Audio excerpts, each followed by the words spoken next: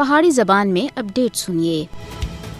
مقبوضہ جموں کشمیر وچ صفاق بھارتی فوجیاں دے ہاتھوں خونریزی دا ڈراونا کھیڈ مسلسل جاری ہے۔ گزرے سال 2022 وچ 214 کشمیری بھارتی گولیاں دا نشانہ بنے، جبکہ گزرے مہینے دسمبر 2022 وچ بھی بھارتی فوجیاں دے ہاتھوں 7 کشمیری جام شہادت نوش کر گئے ہیں۔ مقبوضہ جموں کشمیر پچھلے 33 سالاں دے دوران بھارتی ریاستی دہشت گردی دے نتیجے وچ 96,163 تے زیادہ کشمیری جام شہادت نوش کر گئے ہیں۔ اس قتل عام دا مقصد کشمیری عوام وچ خوف اور دہشت پیدا کرنا ہے تاکہ انہاں کو بھارت دے غاصبانہ قبضے دے خاتمے دے واسطے جاری جدوجہد آزادی تھی دور رکھیا جا سکے۔ کشمیری عوام مقبوضہ جموں کشمیر وچ ہر دن دی بنیاد دے اتے بھارتی فوجیاں دے ہاتھوں ماورا اعتال قتل عام دا مشاہدہ کر رہے ہیں۔ بھارتی فوجیاں سن مقبوضہ جموں کشمیر وچ وحشیانہ قتل عام دے کافی سارے واقعات انجام دیتے ہیں، جنہاں وچ گاؤں کدل، مگرمل باغ، درگاہ حضرت بل، بج بہاڑا، ہندواڑہ، سوپر، ڈوڈا، پونچھ اور چھٹی سنگھ پورہ وچ 36 سکھاں دا قتل عام بھی شامل ہے۔ کشمیری عوام